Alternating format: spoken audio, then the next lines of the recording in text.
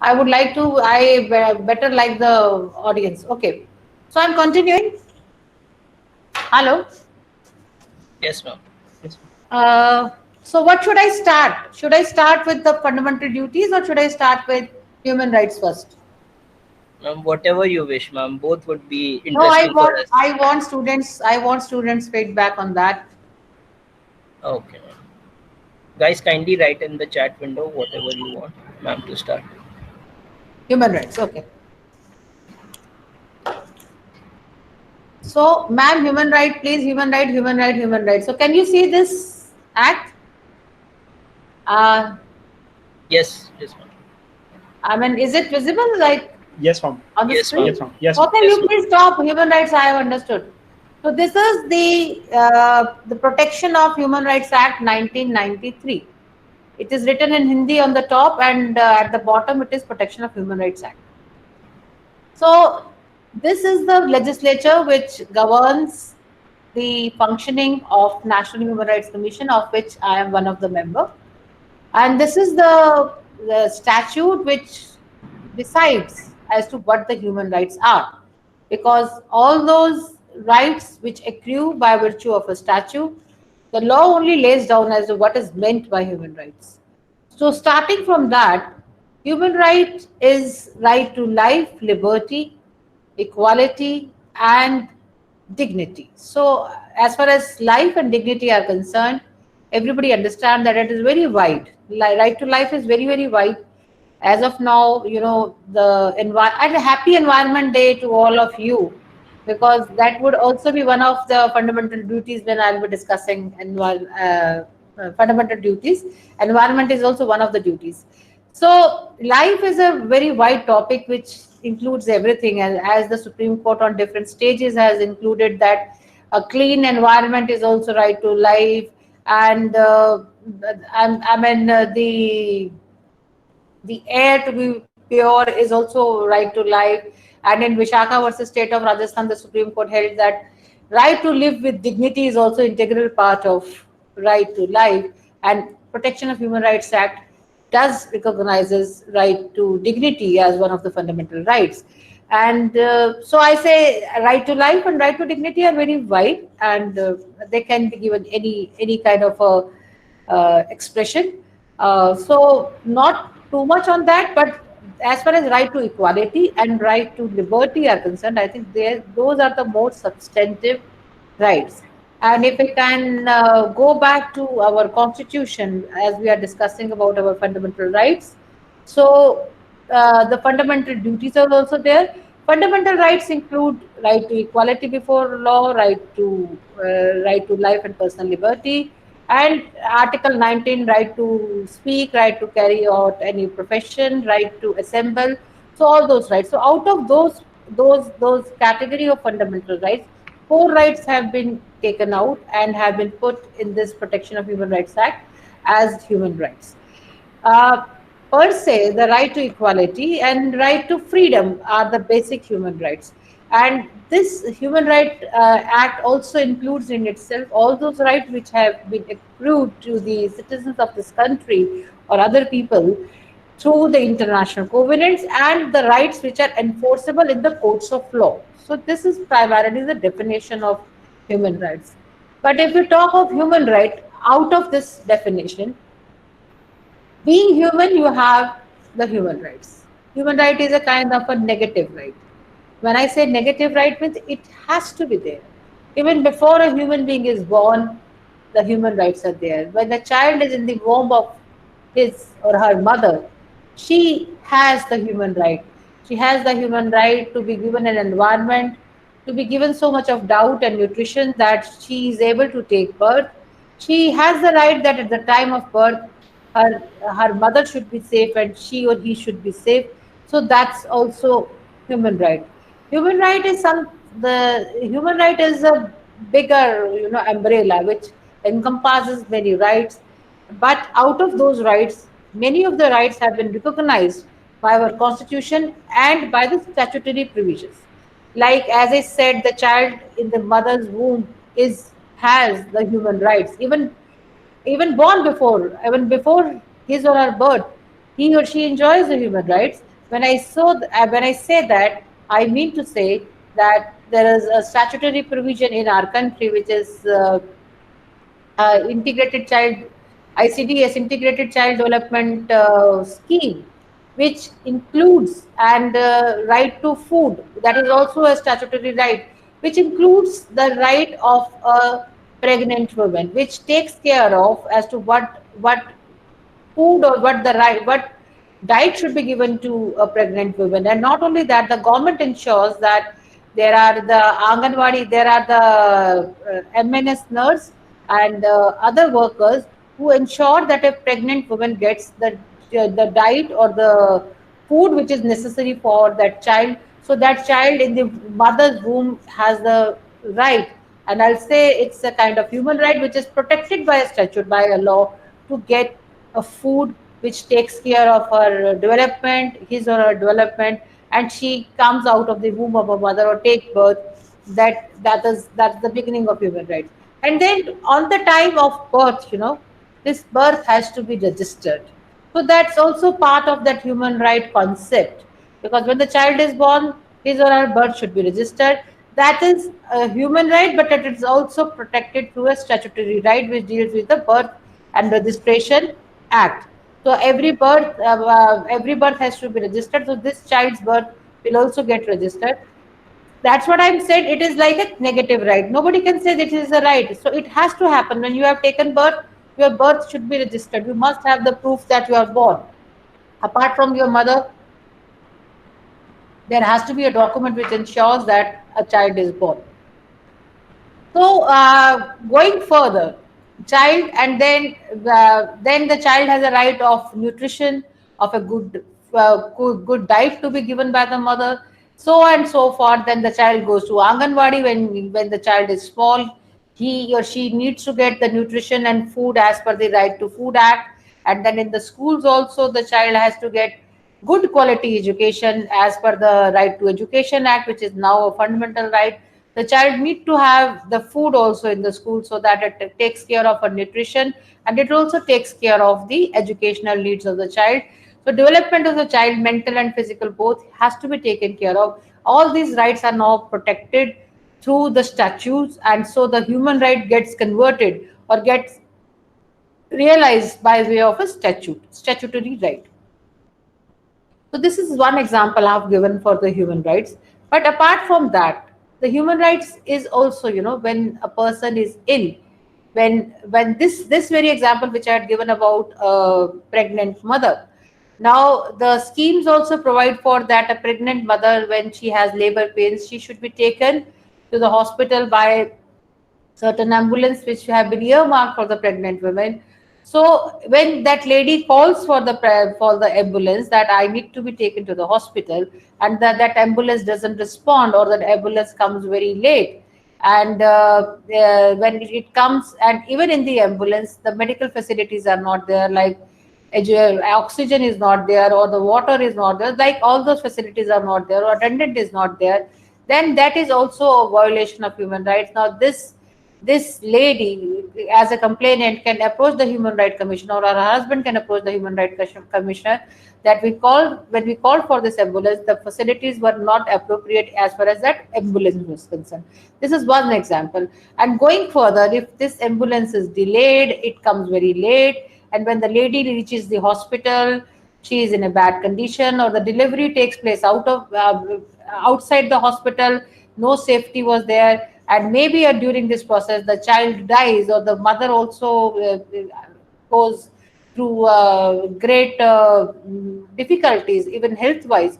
So that's again a violation of the human rights, because there is a right protected when there are hospitals. The government is running the hospital from the taxpayers' money. So this citizen of this country, under different schemes and as a matter of right, has the right that she should be given the proper treatment, so that she could have delivered a healthy baby. So this is also an extension and an example of human right. And complaints of this nature comes to the National Human Rights Commission, and commission asks for the report from the hospitals or from other from the departments as to this is the complaint and how do you respond to it. This is one one of the example I've given, that what kind of how the Human Rights Commission functions.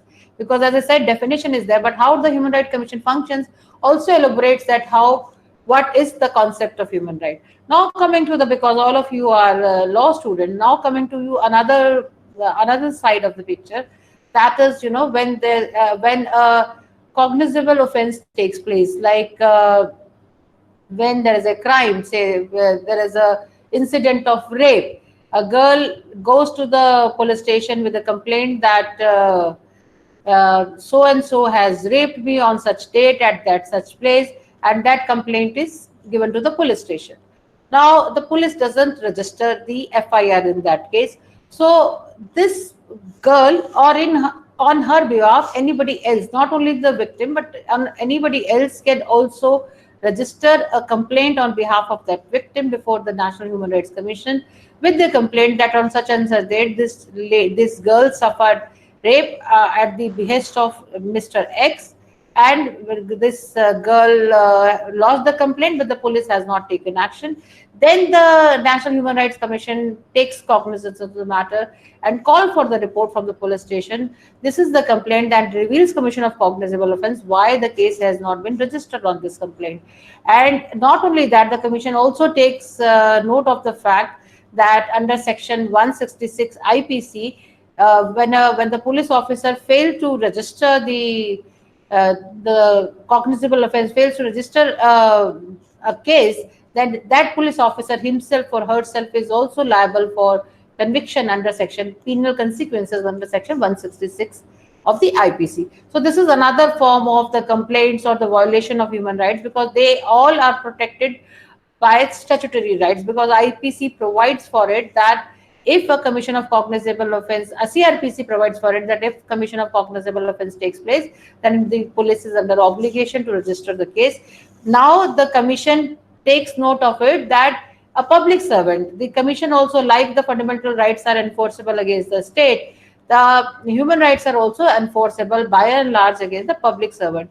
That the public servant who was under obligation to perform the duty, for example, for registration of the FIR, now he has failed or he has neglected to perform that duty. So this becomes a case of violation of human rights, and the commission registers a case on the basis of that. And at the end of the day, the commission can award compensation to that victim girl. The commission can also ask for the police department that if you initiate action against this police officer who has not registered the case, disciplinary action can also be directed by the commission to be fulfilled. This is another category of how the violation of human rights, because for understanding human right, it is important to understand as to what is the violation of human rights. As I said, everything is a human right. When you are walking on the road, to walk safely is a human right. When you are like education, it's a human right. But how can they be ensured? Only when there is a remedy available for those rights. So these are now, as far as the education is concerned, the quality education is concerned, that's also what can be the compensation of rape. This question is there. She might be saying that the crime of the rape cannot be compensated, but that is not that is not the point. The point is that commission has the power to award for the compensation depending upon the case. So when the case is decided, the commission can award, say, about 2 lakh rupees of compensation or 1 lakh rupees of compensation, depending upon the case. The commission awards the compensation that this girl, for the sufferings she had suffered, she should be compensated for this much of money, and that money gets transferred to the account or to that girl who is the victim of rape.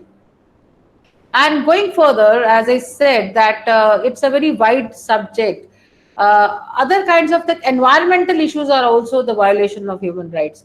As we are on the today's Environment Day, so all those sufferings because of the impure water or because of the environmental condition at the workplaces, all those workers who suffer silicosis issues. So those are also violation of the human rights of those workers, and accordingly, the National Human Rights Commission, when a complaint comes to it, ensures that what were the causes of those and those pollutants, and how can they be controlled. It also asks for the report from the government as to what the efforts the government has done to ensure that this environment this violation is remedied, and people have a clean environment and a place where they can perform their where they can live easily and comfortably and with dignified way and in a healthy manner. So then comes the next part of it. Uh, uh, that's about uh, that's about like environment also. The workers who go in the drainage to clean the drainage, and when they die while draining the sewer tanks, those kinds of complaints also come before the National Human Rights Commission. Already the Supreme Court has passed that order that the workers should be compensated to an extent of rupees 10 lakhs. So that whenever a complaint comes, the commission asks from that state department that what is compensation punishment. Rapists won't be left without punishment. Yes, punishment is IPC, that which I said the punishment part has to be taken care by the Indian Penal Code, by the police department. The police has to investigate the case and then to file the charge sheet before the court, and then during the trial or after the trial, it is the judge who awards the punishment to the accused person. This role is to be performed by the police and by the court. So that role commission ensures that the FIR gets registered, and if a complaint comes to the commission that the FIR was not investigated properly, then or there is a person who is powerful and who is an accused and powerful, then the commission also asks for the state that you get this FIR investigated through some independent agencies. The state, the independent agencies are CBCID, don't have that much of money.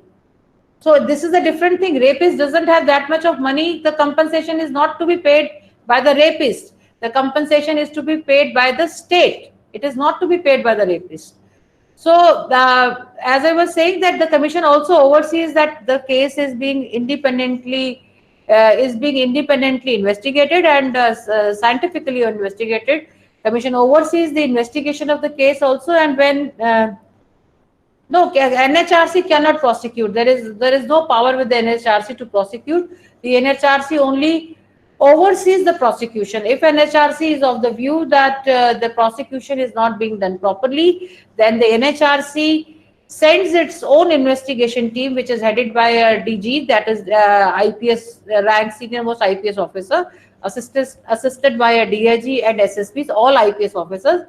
The commission can even send this investigation team, and there is an entire team of inspectors who go to the place and oversee, and they can also take the help of the local investigating agency and oversee whether the investigation is being done properly or not. And with their report, the commission directs for investigation to be done by another police station or by another agency to ensure that investigation is done independently and it is being done to the satisfaction of the complainant.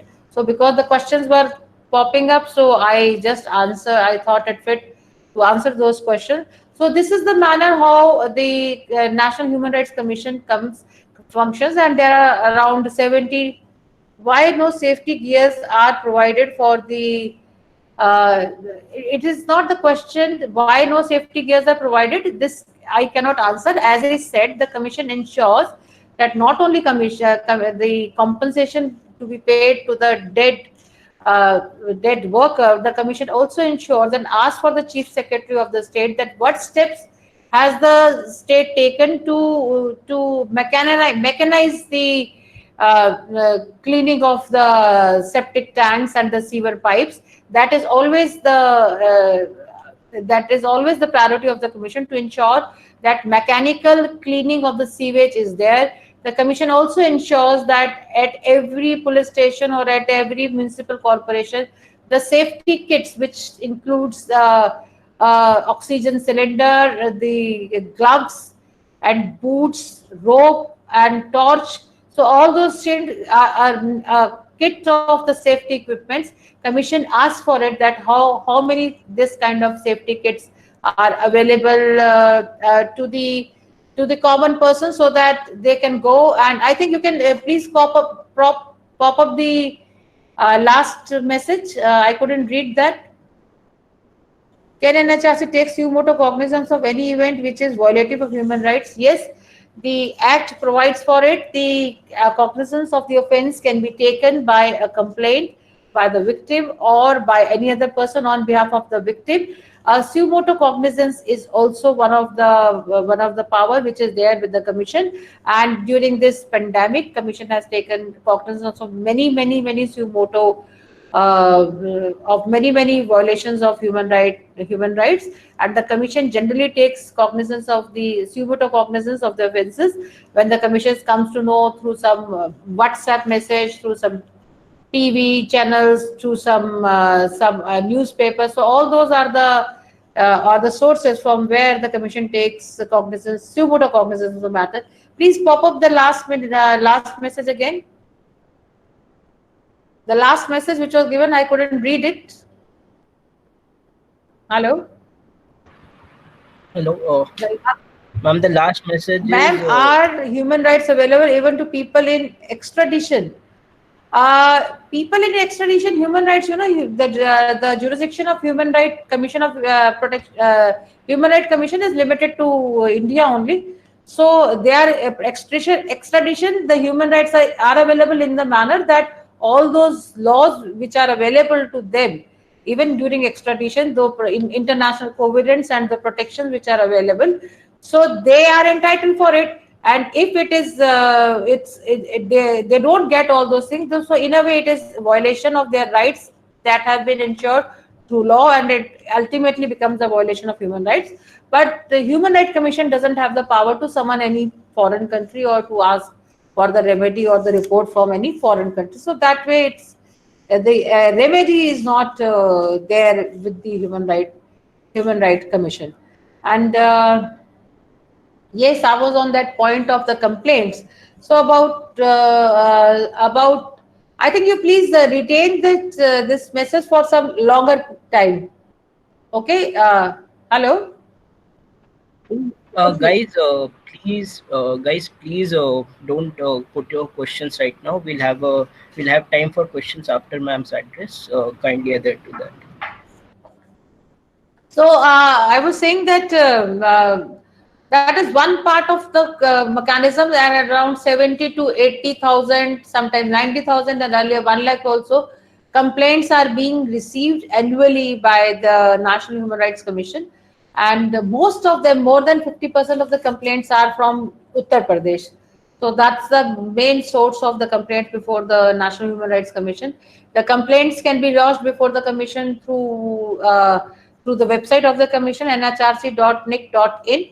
There is a format for lodging of the complaint. That format can be filled in and can be uploaded on the commission website. The commission can also be sent by way of hard copy, by post. The complaint can be sent. The complaint can also be received at the National Human Rights Commission. At that commission itself, the moment the complaint is received, the phone number from which the complaint was received receives the status that it has been diarized. This is the diary number of the complaint, and when it gets converted into the complaint, that complaint case number is also given.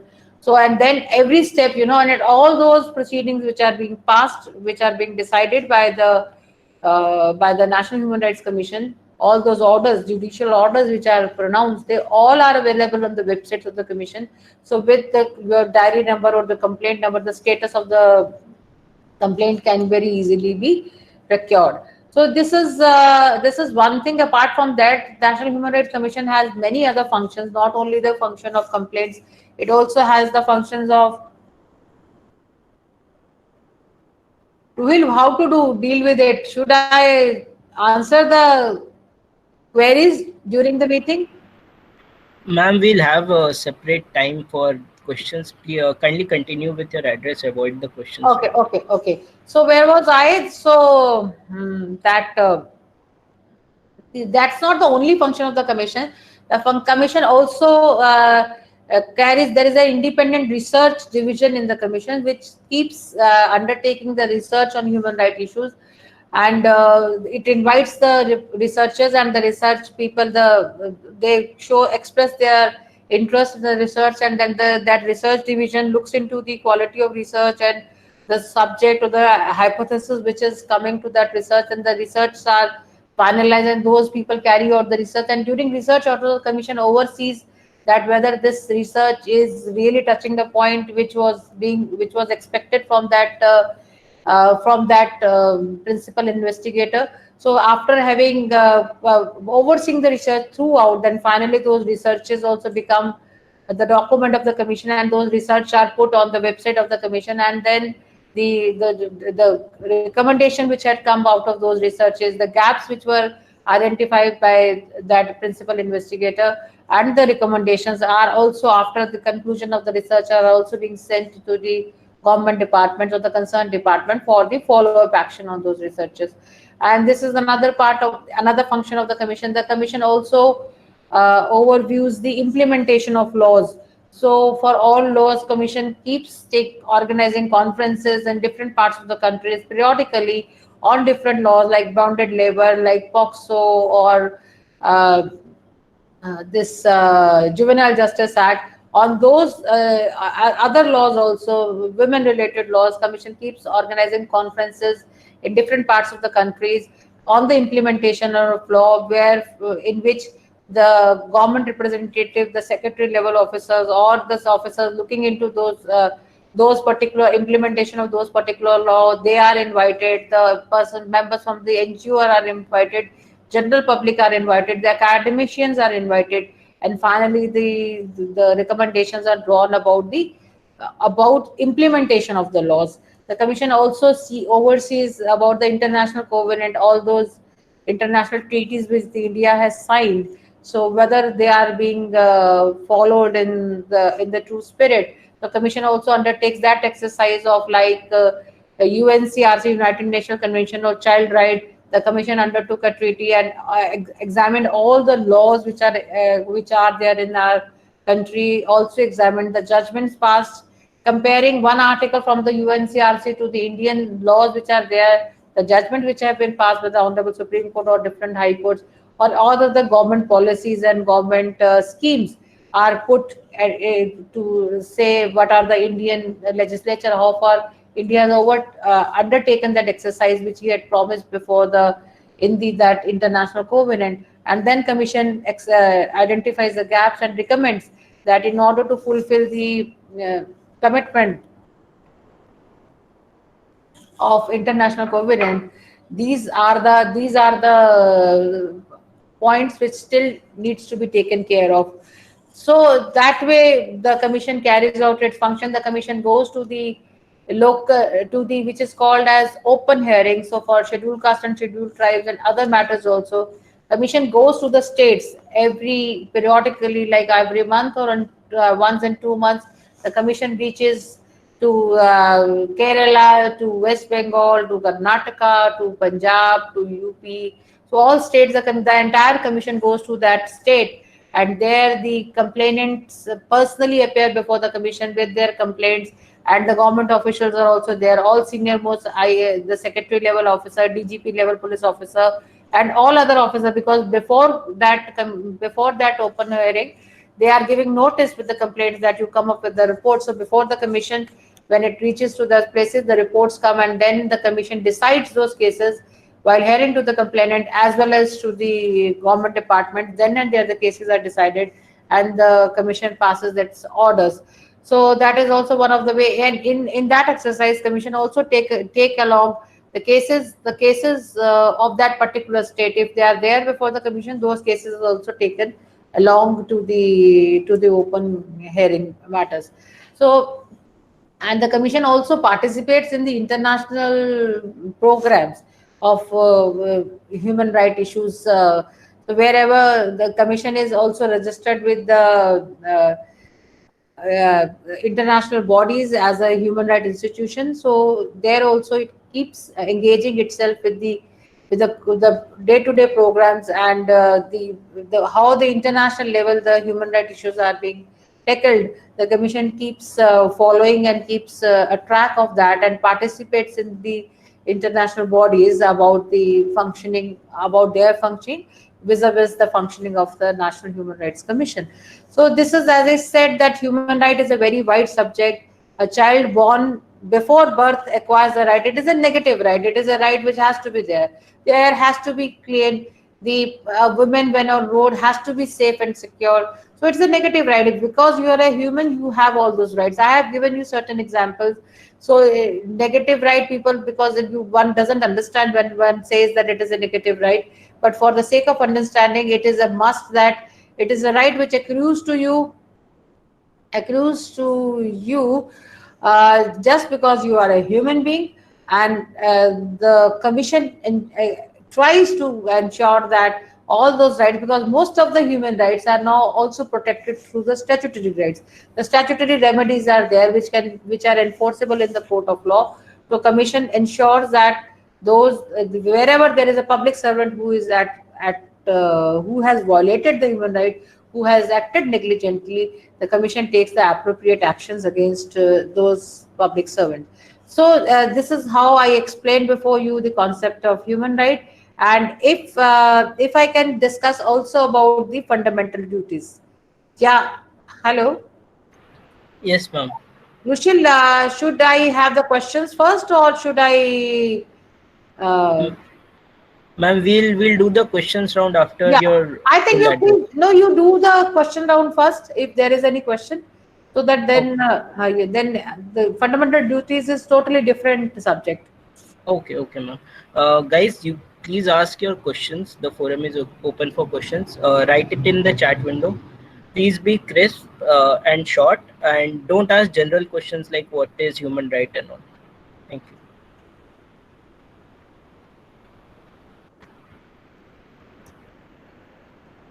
Yes, yes. Thank you, ma'am. Ma'am, my question is in international covalence or in international bodies such as United Nations, the Commission, uh, can the Commission recommend something in these bodies, and other than that, in also in national bodies, can does the Commission act as a recommending body, or it has the power to like legislate in national matters? No, the commission has no role as far as United Nations is concerned. The commission only sends its report to the United Nations, UPR report when is asked for. Apart from that, the commission doesn't play any role as far as United Nations is concerned. It is only when the United Nations asks for the report from the commission on the issues which the United Nations wants, the commission sends its report to the United Nations. Indirectly, commission participates in the United Nations through the institutions with which the commission is registered. Ma'am, there is this question from Vidhi. Yeah, Ma'am, she's asking, may you explain why you say it as negative right? yeah. I said that. Just a minute.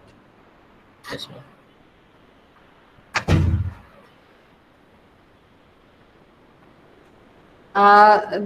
India is registered with GANRI, international body is GANRI, with which the National Human Rights Commission has an accredited A status.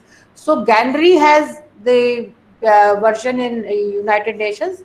Directly, the Commission doesn't have a say there in the United Nations. Yes, I knew that when the moment this negative word will come, the questions would come.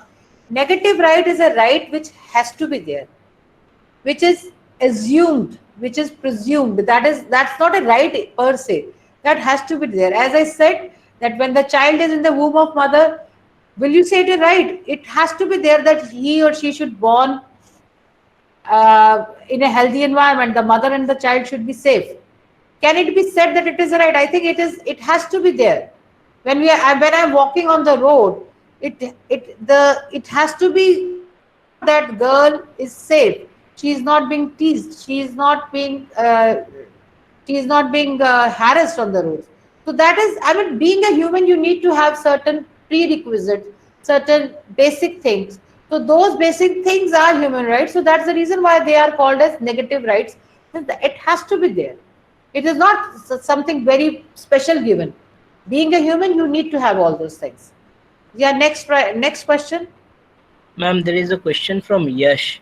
He's asking how far is it true that NHRC has been termed as India's teasing illusion by Mr. Soli Sorabji and also Toothless Tiger by Supreme Court due to its incapacity to render any practical relief. Look, as far as Toothless Tiger is concerned by the Supreme Court, and that has been said, because NHRC is a recommendatory body. It only has the power to recommend. It doesn't have the power to initiate contempt, or it doesn't have the power to initiate any penal consequences. So it may be branded as a toothless tiger, or it may not be branded as a toothless tiger. The remedy per se and the constitutional remedies are with the courts only. Those who have the power to prosecute, those who have the power to contempt. So whatever word may be given, either the act has to be amended to give the powers to the NHRC, like powers of the court, like having the power to send a person before the bars, because that is how one can ensure the directions. But the powers of the commission are recommendatory. That is the reason it is being branded as that. And I cannot comment upon that because the act only provides it. So until that power is given to the commission, yes, to some extent it may remain a toothless tiger. But practically, what as a member, what I have seen, these complaints, registration of FIR, getting a BPL card, getting admission in school, and if a child commits suicide in a hostel, that's hostel, ashram schools, tribal girls hostel. So these kinds of issues, they really get resolved. We get a report that FIR has been registered. We really get a report that money which was to be given to the worker has been paid. We really get a report that the bonded labor has been released. So that's as I said, even as of now, around 70, 80, 90,000 complaints are being received by the commission. That itself shows that people have the confidence, and not only have the confidence, but they also get reliefs. Most of these complaints are sent by the human rights defenders, those who are into the field, and it is very difficult to get remedy from a court of law. It is so technical, it involves so much of money. Whereas from National Human Rights Commission, the only step which one has to take to lodge a complaint on the commission's website, and thereafter he or she may forget about it.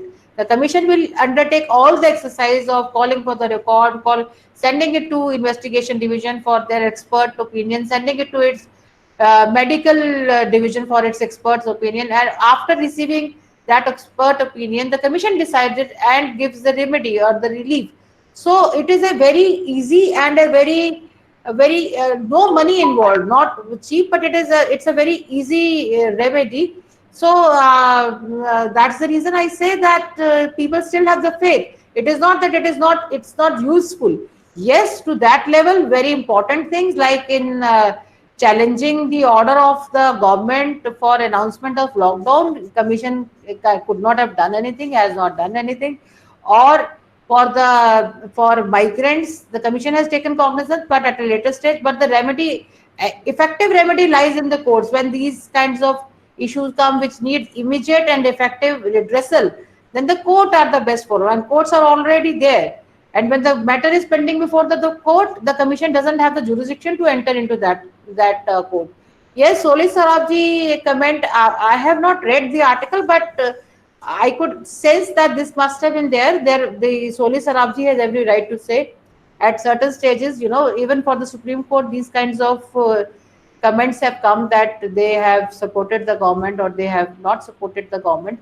Every intellectual, every intelligent person has a right to express his views, to form his views. If he has said so, he must have the reasons to say so. But it's the entire commission is not like that. The proceedings are there. Each and every order which is passed in the commission is against the government. So maybe few orders, if somebody feels they are not against the government, the commission has not taken strong step. That can be one of the view, one of the perspective. But all the orders which are passed by the commission are against the government, this government, that government, and all the remedies when the commission holds that it's a fake encounter. When the commission holds, the commission held that 16 encounters, 16 or 17 encounters of UP. The commission took cognizance of that. The commission investigated all those encounters, and commission reached to the conclusion in some or other that whether it is a fake encounter, it is a genuine encounter. So a statement can be there, but that statement is not 100% true. Then the commission can also have a big list of the matters of which commission has taken cognizance and has taken a very strict stand against the government. At some places, the other person can also have a case that the commission could not do as much as the commission was expected to do. Yes. Any other question? Ma'am, during this question is by Shakshi Mehta. Ma'am, during this pandemic, many suo motu cognizance in regard to suffering of migrant laborers. What was the order passed by NHRC and how did it address it? I have many suo motu cognizance have been taken about migrant labor, about the girl child who died because of hunger and the police atrocities. Because now the commission has seen. Rushil, I think I'll take the questions from you only. I'm not looking into the comment box. Yes, Is it ma'am. okay? Yes, ma'am. That would be better. You are the medium between me and the students, and I'll take the question from you. Yes, ma'am. You take care of those questions. Okay. Yes, ma'am. So where was I? That suo motu cognizance which were taken. I was given an example on the WhatsApp messages, on Twitter, all those sources from the newspapers, from televisions, from wherever the commission came. Auraiya commission took cognizance of the Aurangabad train mishap and Auraiya, where the workers, these migrants were traveling, they died. Even the commission took cognizance of the fact that the dead bodies and the injured workmen were kept in one vehicle. Commission has taken cognizance of all those incidents, and commission has asked for the report. What orders have been passed? This is the stage after having realized, after having felt that it per se reveals a commission of violation of human rights. So you give a report as to what is, because right of being heard has to be given. So report is being asked for. The commission, this Protection of Human Rights Act only provides for the inquiry. The commission has to undertake an inquiry, and only after the inquiry the commission passes the appropriate order. An order, as I said, can be to the extent of compensation to be paid and police action, penal action to be taken against the erring officers, or disciplinary action to be taken against the erring officer. These are the three kinds of the powers, or after the conclusion of the inquiry, means after giving that person a right of being heard, and then commission decide on these three stages which are there in the act. Okay, due to so the order on that will come after some time when the respective states to whom the notices have been sent, when they will respond, and then thereafter analyzing the complaint and response, the commission will pass an appropriate order. Okay, due to paucity of time, we'll be taking one last question because one topic is still left to be discussed. So the last question is from Kandeep. Man, using human rights as a protective blanket, are there any possibility of misusing it for flimsy reasons? Look, every right has, everything can be misused. There's no doubt about it.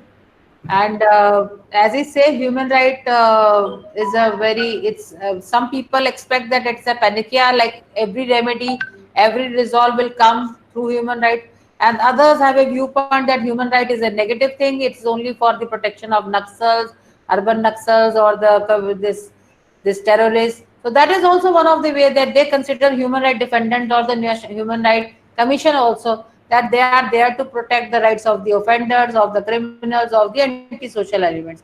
So that is also there. Any right and every right can be misused. There is no doubt about it. But that doesn't mean that the human right is always misused. Yes, certain point of time, as a commission I have seen, many flimsy complaints come of rape or of atrocities, and finally then when we decide after listening to the police and the report, it says that matter was compromised between the parties because there was a land dispute, so the rape case was filed, but now the case has been compromised and they do not want any action on that. So yes, the scope for misuse is there, which is there for with every right, but it is the responsibility of the statutory authority like National Human Rights Commission to see to it that if it is being misused, then the appropriate order to be passed that this misuse should not be repeated. And if it is not, then it commission looks at every complaint with an open eye that it is not a misuse, it is a through process, but after inquiry it might come to a resolve or to this thing to a conclusion that it has been misused. Okay, ma'am, that would be it for the questions, ma'am. Can we continue with the address? Yeah. How much time? I think 10 minutes. Yes, ma'am, 10 minutes or so. 10 minutes, as I said, it is human rights has nothing to do with the duties. It is the fundamental right which are there in the Constitution. Article 51A, I think everybody can see the Constitution. Yes, And can I show with this open my this thing on Ma'am, my yes, ma'am, Ma'am, you can. click on present now. You can click on present now and share your screen. present now. Your screen. Present now your entire screen. Yes, ma'am. Ma'am, share screen. You Share, have to click on share screen. Okay. So, can you see this? You are Ma'am, now we presenting can see your screen. Now we can see your screen. You can open a new tab and you can.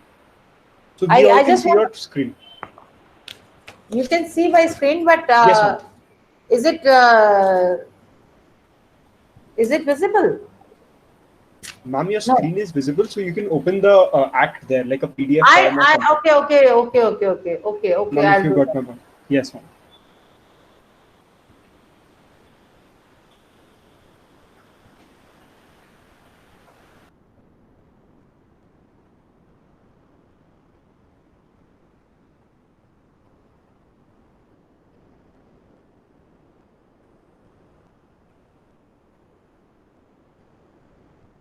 So this is my screen. Is it visible? The fundamental duties. Yes, ma'am, it is visible. Is Yes, ma'am. visible. Okay. So the first duty to abide by the Constitution and respect its ideals and institutions, the national flag and the national anthem.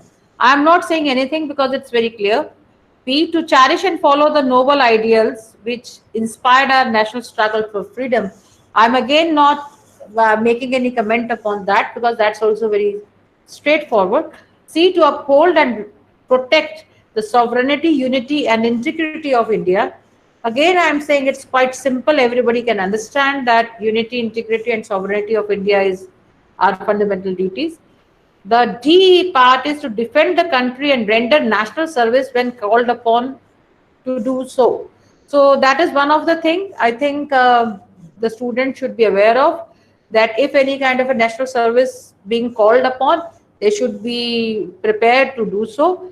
And E is important and very important, and that is to promote harmony and spirit of common brotherhood amongst all the people of India, transcending religious, linguistic, and regional or sectional diversities. That's very important, that it is our fundamental duty to promote harmony and spirit of brotherhood amongst all the people of India, irrespective of religion, linguistic, and regional or sectional diversities. So it's be it a rich or poor, be it of any caste, from any religion, of any language, or from any region, we as the citizen of this country must ensure that harmony and spirit of brotherhood amongst all of us. And in this E also, there is very important fundamental duties. That is a duty to renounce practices derogatory to the dignity of women. So that's also one of the fundamental duties, if any practice is there which derogates the dignity of women, that should be renounced by the citizens as part of their fundamental duties to value and preserve the rich heritage of our composite culture. So the culture, it's not something which is unimportant. We are a very old civilization. So all those aspects of life which are important to preserve our culture, because even now when we go to museum and we see the Mohenjo-daro or Indus Valley civilization, all those ruins, they give a message and they give that sense that the level of the intelligence or the level of planning at that time was there. So we, as of now, we are in this world, so we have to ensure that the rich heritage and culture is preserved.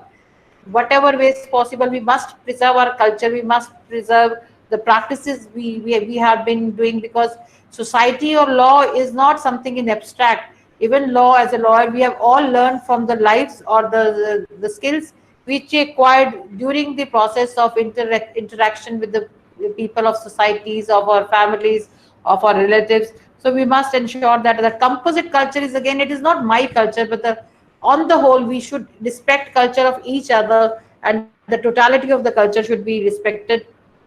And as I said, today is the World Environment Day. G is very important to protect and improve the natural environment, including forests, lakes, rivers, and wildlife, and to have compassion for living creatures. Environment, I can say only one thing for environment: be the change you want the world to be. Environment is not something that the government will do or the environment ministry will do.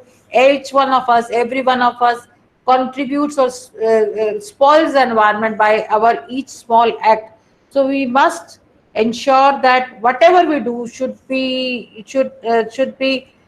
towards protection of our natural protection and improvement of our natural environment. It's not only protection but improvement also. So each and every step or the act should be towards protection of the natural environment, forests, lakes, and rivers, because they are our lifeline. Forest is the life for the animals, and that's also gives us so much of oxygen. So we need to protect our forests, we need to protect our lakes, the water bodies, because everybody is saying that world will be without water. So whatever efforts we can do, we must do to protect lakes and the rivers. We should ensure that the rivers are not polluted, the garbage is not stored and thrown in the rivers. I fail to understand, even now Yamuna bridge is there, and long railings have been put on the Yamuna just to stop people from throwing their religious, the clothes or the leftover or the small murtis. Why do they want to put it in Yamuna? That in a way spoils Yamuna. So government has to put in so many money, so much of efforts to stop people from not throwing. They think that they are doing a service to the river by throwing those leftover religious things, by throwing them in Yamuna. It is not. It should be stopped, and we must ask others to stop it. And compassion for living creatures, I think this is very relevant. The news which we heard about the Kerala elephant, that he was the female elephant who was pregnant, so that has disturbed each conscience of each one of us. We must have the love for living creature. Even during pandemic, we have seen that many stray dogs are on the roads, those who could not eat, and many NGOs have started the movement of feeding those stray animals on the roads. So we all should have compassion. It doesn't say compassion means you must feel for them. So that's also the fundamental duty which is there with the citizens.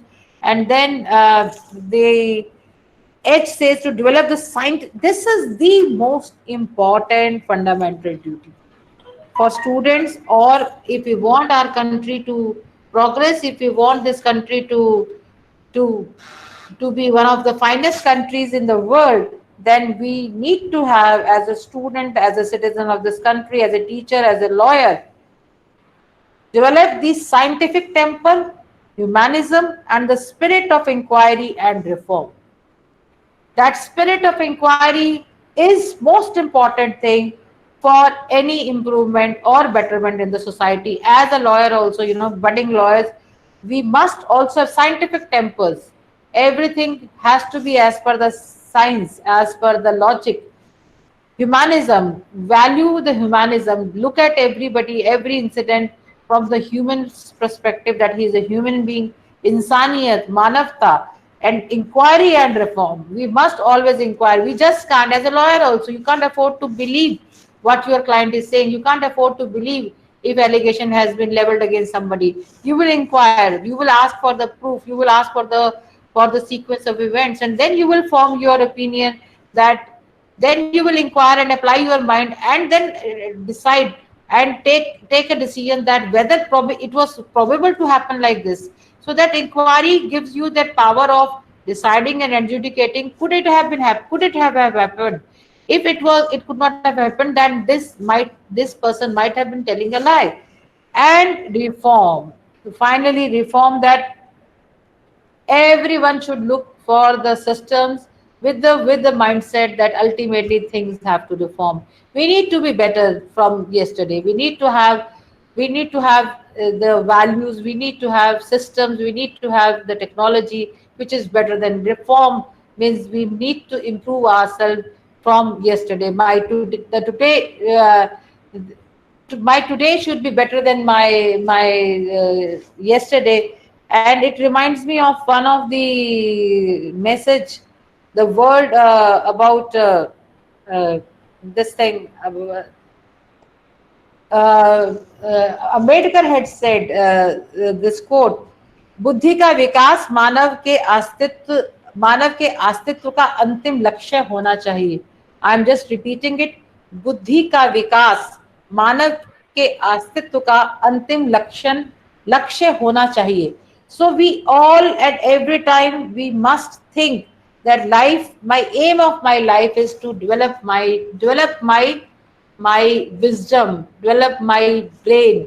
So ultimately, my every action should be development of my thought process, development of my knowledge, development of my brain and my wisdom, and safeguard the public property and abjure violence. We should not get ourselves involved into violence.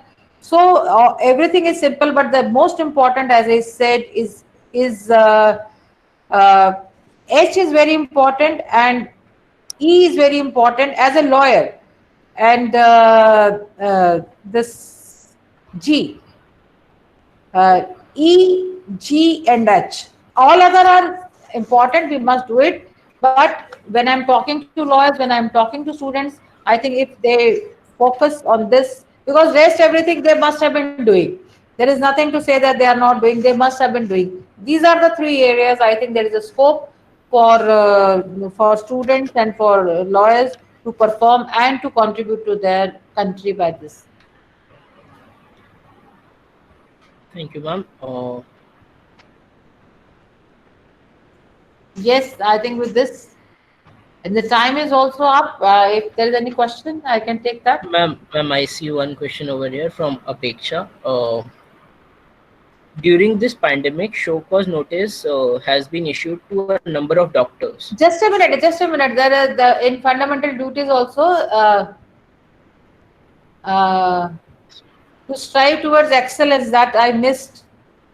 I'll just share the screen again.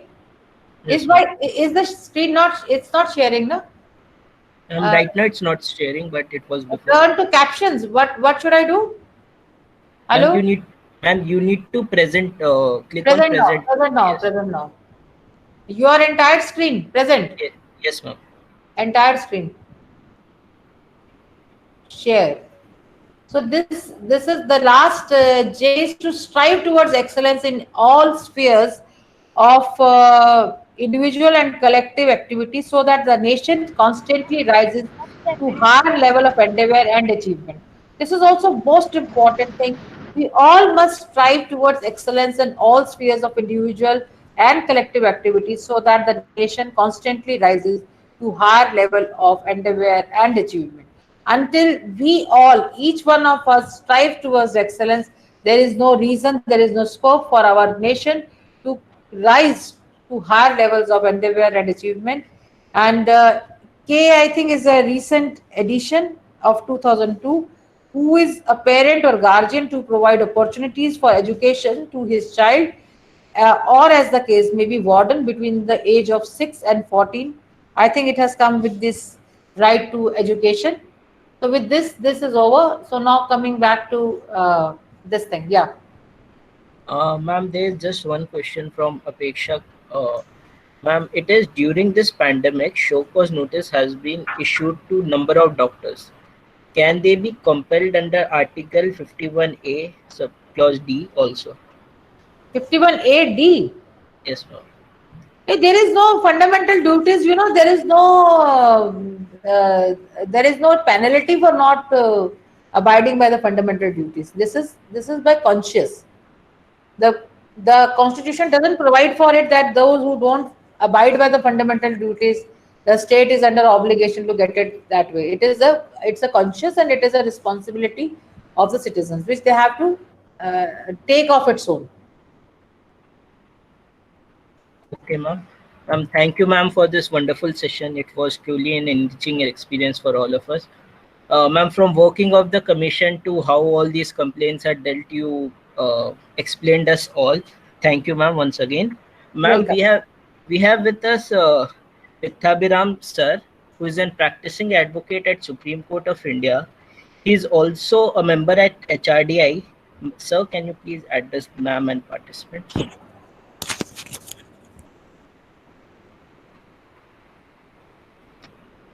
Sir, you are muted.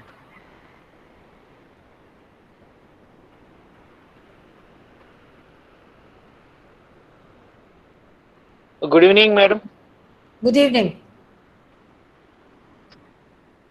It's Pattabhiram this side. Yes. Pattabhi this side. Yes, Pattabhi. So, thank you, ma'am. Thank you, ma'am. Thank you for giving this enlightened lecture to the students.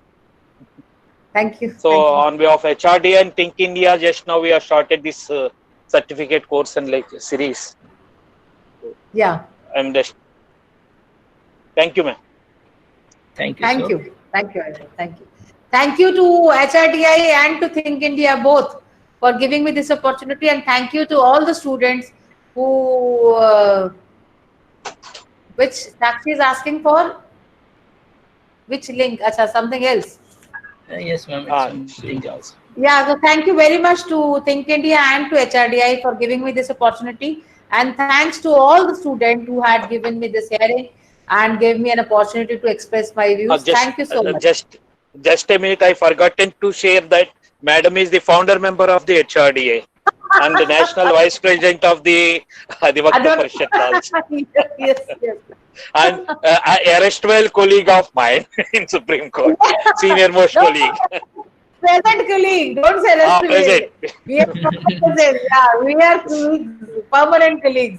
Yes. So, and even otherwise, by way of my words and my thoughts, people might have understood that it is an Adhivakta Parishad or it is an HRDI person. That's quite obvious. Yeah, thank you so much, and thank you, each one of you. Thank you. Thank you, ma'am. Thank you. Thank you so much. Thank you. I would like to thank each and every participant for cooperating with us. By this, I would formally like to end today's session. Once again, thank you, everyone. Thank you, ma'am. Thank you, sir. Okay. Yes, ma'am. You can leave. Thank you, ma'am. Okay. Okay. Best wishes to all. Thank you, sir. Thank you. Thank you, everyone. Participants, you all will get the Google link, the Google form in your Google group, so don't worry about that. And if there is any other query which you all might have, you can ask right now. You can just unmute your mic and ask us. Hello. Let's just go one by one. Yeah. Hello. Yes, Pranjal. Hello. Yeah, say. So will you be providing us with this recorded session of today's webinar? Okay, let me just check. So all the videos, they get saved into a drive. So let me just look like if I can share that drive in our Google group. So yeah, Like it would be really helpful. Yeah, okay, yeah, because some of you joined in late. So guys, just be a Yes, little exactly. punctual with time, because we are very punctual with time. When we say we end at 6, we'll end at 6, and when we say we'll start at 4, we'll start at 4:45 max. So just be Oh. punctual with time. You all have the schedule with you anyway, So and like, please you'll get share your the link yeah. on I'll that share the group, link on the that group. Google Okay. group. Okay, and you'll get your tomorrow Google Meet link as well, and the suggestive reading list also via the Google group only, like we did yesterday. And some of the students have not been added to the Google group, so I've almost seen your messages and I've added you. So in case you have, if you're not a part of the Google group yet, just contact Riya or Shikhar. Thank you. Can we send you the PDF of our handwritten notes? Yeah, that would also work. But if you send us, so for today it is fine. But if you type and send it to us, then it gets a little easier for us to read. Like, We will because be some attending people. a session on our mobile phone, so it will be better if we pen Okay. down what. Okay. Whatever Okay. Okay. Okay. Anything else, guys? Yeah, hi. I want to know this. In the starting only, you have sent a link in which we have to attach the file and our details, which we have to attach that what we have understood. So you will Yeah. provide again, because now it's not clearing. In the chat box also, this. So I'll send you the link right now. So don't worry, I'll send you the link in like 10 minutes. You'll get it in your mailbox. Okay. Because we need to write in the starting also you were saying that we have to write that. Don't worry, just give me 10 minutes. Just give me 10 minutes. I'll send it on the Google group. You're a part of Google group, na? I'm not aware of that. I have shared the Google form. Please have a look in the chat.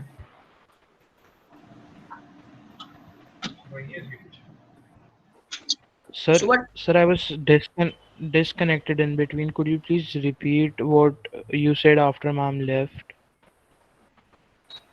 Nothing of that importance, Aryan. It was just basically people were just asking about the Google form. It's there on the chat box, and you were not added to the Google group. I've done that too. So nothing as such. Anything else, guys? Yeah, I need to ask one more thing. I'm sorry, Yeah. I need to ask one more thing. No. It's okay. The link you have shared me right now, Yeah. in that it is written notes, add file. So when the class Yeah. was going on, when we all were listening the session, I didn't write anything. I just saw and understood everything. So I'll complete it, and at what time can I mail you all these things? So there is no time limit. You're supposed to do it as soon as possible, but there is no time limit since we have this option. Like, since we'll do an assessment, so it's better you submit it as soon as possible. But there is no time limit of it as such. Oh, okay. Thank you so much. Thank you. And guys, if you all have any feedbacks regarding our session, you all can just drop a mail at thinkindiadelhi@gmail.com. We'll surely incorporate all your ideas and ideals. Then I'm ending this meeting. Vedant sir, Shashank sir, do you all have any points to make? Do write your queries if you have facing any problem. Do write your queries and note down the email ID that you have to mention. Thinkindiadelhi@